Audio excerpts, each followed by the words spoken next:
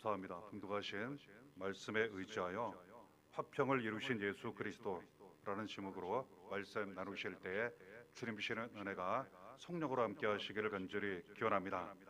이사야 57장 21절에 하나님 말씀 이렇게 기록되어 있습니다. 내 하나님의 말씀에 악인에게는 평강이 없다 하셨느니라. 죄악 가운데 사는 사람, 자기 마음대로 살게 되면 오히려 좋을 것 같습니다. 오히려 편할 것 같습니다. 잘 될 것 같습니다. 하지만 하나님 말씀에는 그렇지 않습니다. 악인에게는 평강이 없다고 이렇게 말씀하시는 것입니다. 뿐만 아니라 이사야 57장 20절에도 평강이 없는 악인의 삶에 대해 이러한 일들이 일어난다고 가르쳐 주십니다. 그러나 악인은 평온함을 얻지 못하고 그 물이 진흙과 더러운 것을 늘 솟구쳐내는 요동하는 바다와 같으니라 이렇게 가르쳐 주십니다.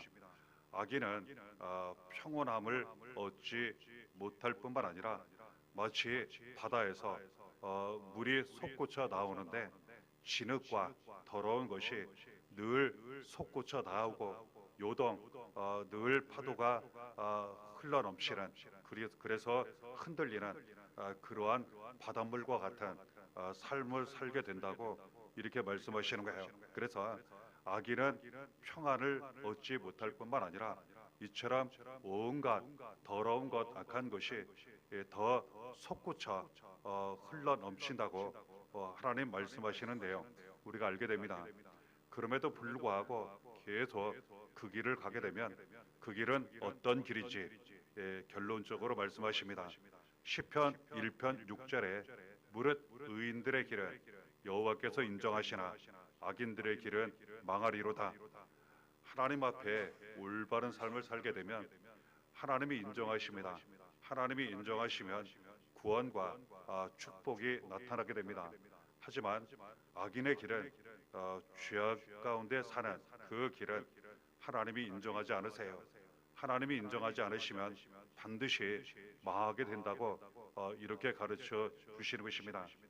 이러한 평강이 없는 악인의 길에 대하여 그리고 늘 이렇게 더러운 것이 솟구쳐 넘치는 바다와 같은 삶을 사는 악인에 대하여 그리고 하나님이 분명 말씀하신 망하게 될 것이라는 멸망하게 될 것이라는 이 악인에 대하여 또한 이어서 하나님 말씀하시는데요.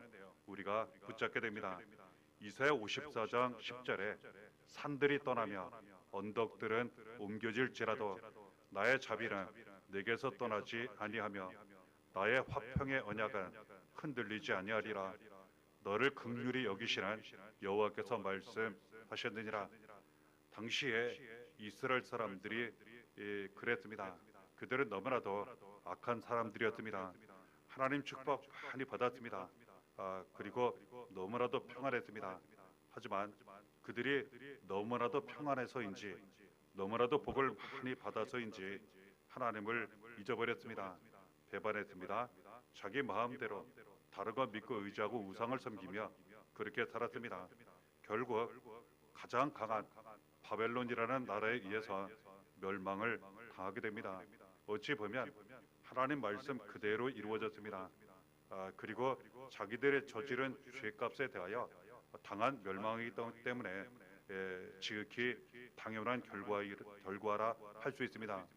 하지만 하나님은 분명 말씀하셨고 그리고 그 말씀대로 그들이 심판받고 멸망을 당했지만 그래도 하나님 이사야 54장 10절을 통하여 이런 말씀을 하신 것입니다. 이처럼 산들이 떠나고 언덕들이 옮겨질지라도 나의 자비는 네게서 떠나지 아니하며 자비는 사랑을 의미합니다. 그래도 하나님 사랑은 떠나지 않았다는 거예요. 얼마나 놀라운 그러한 말씀입니까? 하나님을 배반했어요. 그들이 하나님을 버리고 떠났습니다. 그리고 멸망까지 당했어요. 그래도 하나님은 사랑으로 늘 함께 하시고 떠나지 않으셨다고 말씀하시는 거예요. 뿐만 아니라 나의 화평의 언약은 흔들리지 아니하리라. 하나님은 처음부터 화평의 언약을 주셨어요. 하나님께서 지켜주시겠다고 하나님께서 평강을 주시겠다고 모든 것이 다 안정되고 평안하도록 복을 받도록 가장 좋은 길로 가도록 하나님 도와주시겠다고 이 화평의 언약을 아주 오래전에 주셨습니다. 그런데 이스라엘 백성들이 하나님을 잊어버렸어요. 배반하고 떠났습니다. 그리고 고난과 멸망을 당하게 되었어요. 그러면 이 화평의 언약 그들이 어긴 거에 버린 거예요. 그런데 얼마나 놀라운 일입니까? 하나님은 화평의 언약 그래도 흔들리지 않을 것이다 이렇게 말씀하신 거예요. 사람들은 흔들립니다. 사람들은 잊어버립니다. 사람들은 배반하기도 합니다. 하지만 하나님 주신 화평의 언약 흔들리지 않는다고 말씀하세요. 이것은 곧 하나님의 사랑 흔들리지 않는다는 뜻이요. 하나님 흔들리지 않는다는 그러한 의미입니다. 너를 긍휼히 여기시는 여호와께서 말씀하셨느니라. 사실 자기들의 죄로 말미암아 고난을 당했어요. 멸망을 당했습니다. 그러면 당연하게 여길 수 있어요. 하지만 하나님은 그래도 긍휼히 여기신다고 너무나도 불쌍히 여기신다는 거예요.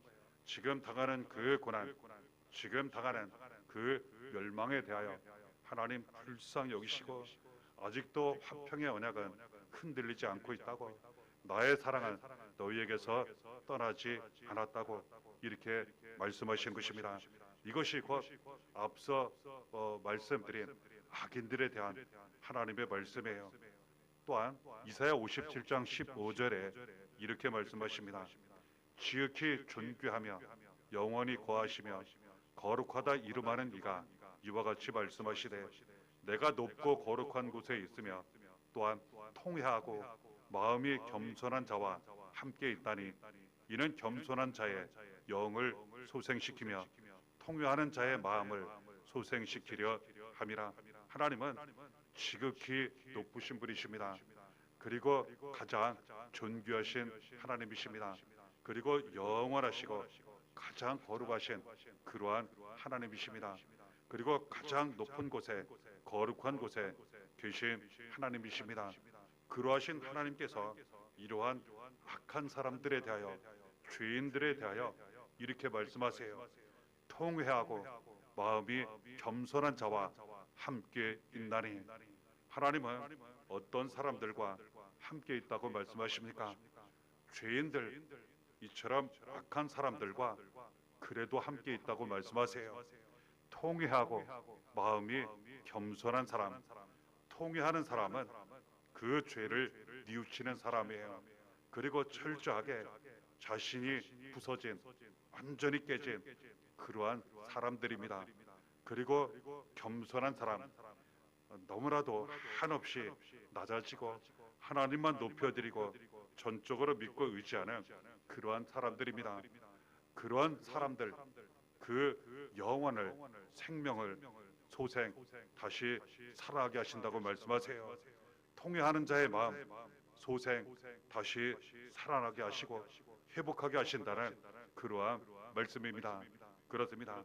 하나님께서 그 악한 백성들 이처럼 통회하고 그리고 겸손하라 말씀하시고, 실제로 그들이 이제는 모든 고난 속에서, 모든 멸망 속에서 이제는 회개하게 됩니다. 그리고 또한 겸손히 다져져 하나님만 찾고 믿고 의지하게 됩니다. 하나님 그들에게 약속을 주셨어요. 화평의 언약, 오래전부터 준 그 화평의 언약으로 다시 구원하실 거라고, 다시 살리실 거라고, 다시 회복시키실 거라고 이렇게 말씀하신다는 것 알게 됩니다. 이사야 57장 19절에 입술의 열매를 창조하는 자 여호와가 말하노라. 먼데 있는 자에게든지 가까운 데 있는 자에게든지 평강이 있을지어다, 평강이 있을지어다. 내가 그를 고치리라 하셨느니라. 하나님은 입술의 열매를 창조하십니다. 그래서 그 입술로 말하게 하시고 그 입술로 말한 곳에 열매가 나타나게 하세요. 그래서 우리는 하는 모든 말에 대하여 그 열매를 다시 우리가 먹게 됩니다. 하나님 말씀하십니다. 이처럼 그 죄에 대하여 통회하고 겸손하고 하나님만 전적으로 믿고 의지한 사람들, 평강이 있을지어다 내가 그를 고치리라. 그 악한 사람들의 죄를 용서하십니다. 그리고 다시 평강이 있게 하십니다. 그리고 그 모든 질병과 그 삶의 모든 문제를 하나님 치료해 주세요.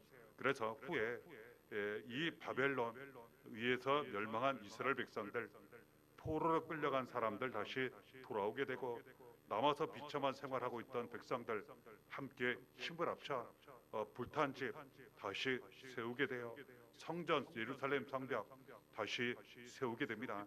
하나님 말씀대로 다시 평강을 누리게 되었어요. 이 귀한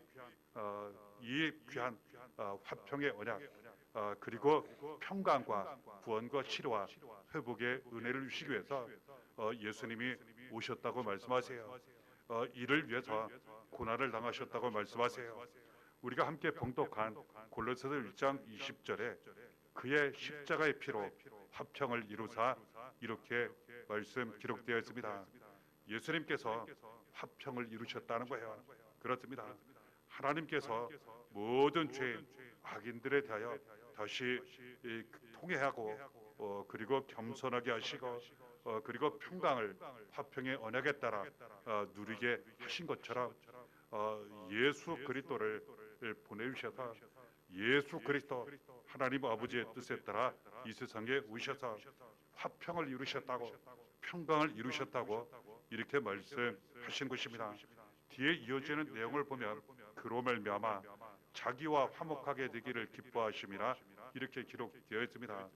예수 그리스도로 말미암아 하나님 그 악인 죄인들로 말미암아 하나님의 관계가 회복되고 그리고 화목하기를, 그리하여 화평의 언약이 다시 이루어져 그 평강이 임하는 것을 기뻐하셨다고 이렇게 말씀하시는 거예요. 그렇다면 우리는 생각해 보게 됩니다. 왜 하나님은 이처럼 예수 그리스도를 보내주셔서 사람들과 하나님 사이 화목하게 하시고 그리고 그 화평을 예수 그리스도 십자가의 피로 이루셨는지 우리는 생각해 보게 됩니다. 먼저 왜 하나님은 사람들이 하나님과 그 관계가 깨지고 화목하지 못하게 되었는지 말씀하시는 내용 우리가 보게 됩니다. 그래서 그 죄를 십자가의 피로, 예수 그리스도의 십자가의 피로 깨끗이 해결해 주시고 하나님과 화목하게 하시고 화평의 언약이 이루어지게 하시고 모든 삶 가운데, 영혼 가운데에 평강이 이루게 하셨는지 우리가 알게 되는 것입니다. 왜 우리는 하나님과 화목하지 못했는지, 그 관계가 깨졌는지 우리가 알게 됩니다.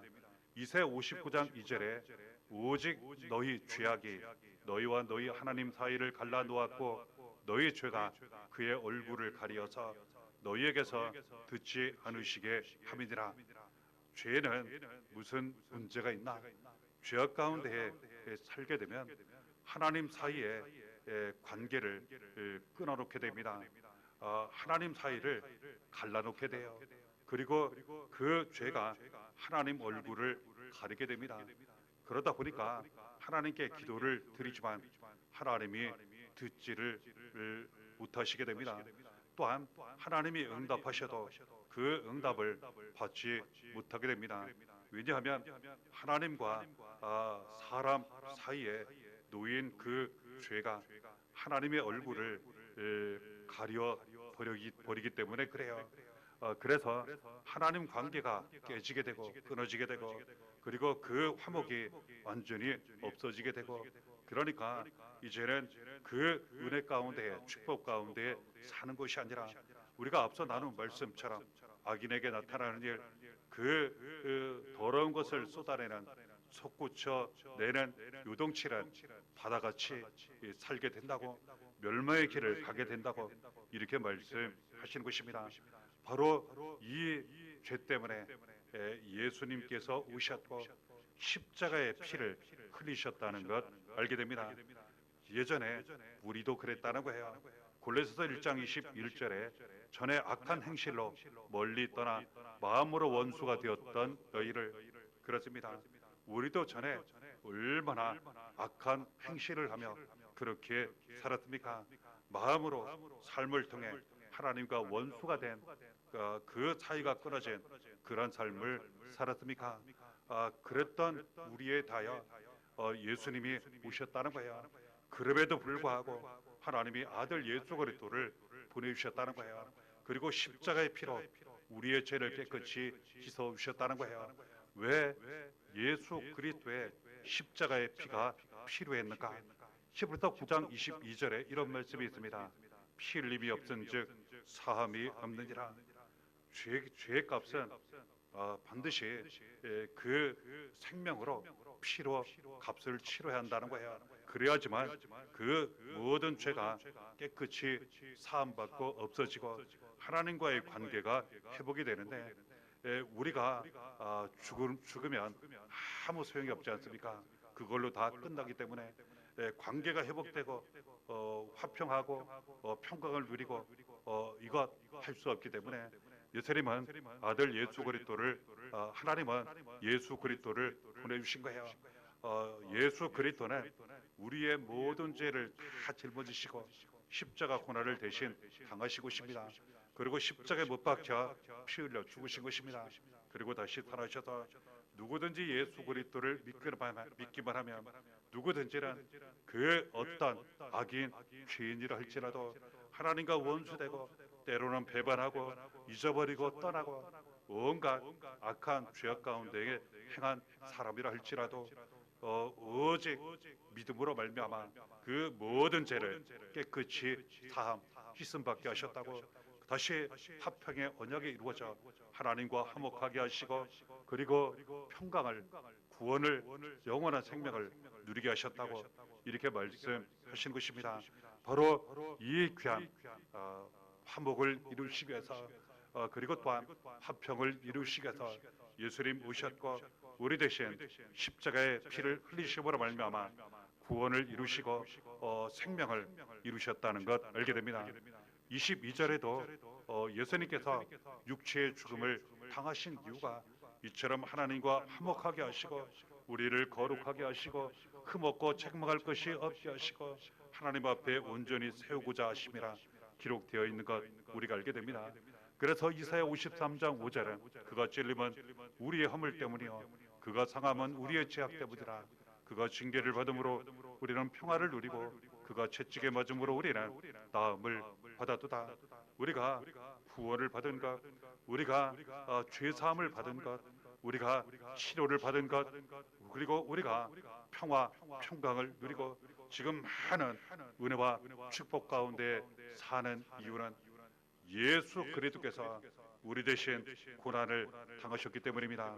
예수 그리스도께서 우리 대신 십자가에 못 박혀 피 흘려 죽으셨기 때문입니다.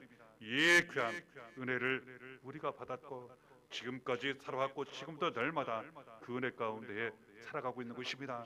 우리가 누리는 이 귀한 평강이 예수 그리스도의 고난으로 왔으니 우리는 앞으로도 지금도 고난 가운데 살더라도 반드시 예수 그리스도의 은혜로 말미암아 평강이 이루어진다는 것, 구원이 이루어지고 나타나게 된다는 것, 영광이 나타나게 되고 치료와 회복이 나타나게 된다는 것 더욱 믿고 감사하며 붙잡게 되는 것입니다. 또한 우리가 함께 봉독한 23절에 말씀하십니다. 그러니 믿음으로 살라는 거예요.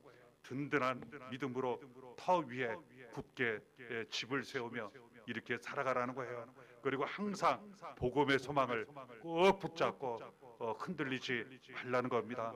그리고 이 복음이 지금도 많은 사람들에게 전파되고 있고 이 복음을 우리에게 주셔서 복음이 우리에게 이루어지게 하시고 이 복음을 많은 사람들에게 전하는 일꾼이 되게 하시니 우리는 감사하며 이 귀한 예수 그리스도의 은혜, 귀한 구원과 치료, 생명의 은혜, 이 귀한 복음을 꽉 붙잡고 예수 그리스도의 이름 꽉 붙잡고 고난을 주신 구원 감사, 고난으로 주신 축복 감사, 고난으로 주신 화평 감사, 고난으로 주신 이 모든 평강 감사, 고난으로 주신 축복 감사하면서 절대 잊지 말고 꼭 붙잡고 감사를 드리며 사랑을 드리며 그리고 이 복음을 꽉 붙잡고 날마다 살아가며 많은 사람들에게 전하고 나타낼 때 우리는 절대로 흔들리지 않을 것이라고, 무너지지 않을 것이라고, 어떤 고난 속에서도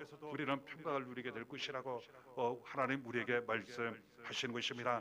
고난으로 유익한 후원을 이루신 예수 그리스도, 고난을 통하여 평강을 이루신 예수 그리스도 은혜 감사하시면서 날마다 그 길을 흔들리지 말고 믿음으로 날마다 다시음으로 말미암아 삶 가운데 더욱 이 모든 고난 속에서 평강과 구원과 생명, 은혜와 복이 항상 충만하시기를 바랍니다. 이 은혜가 날마다 함께 하시기를 예수의 이름으로 간절히 축원합니다.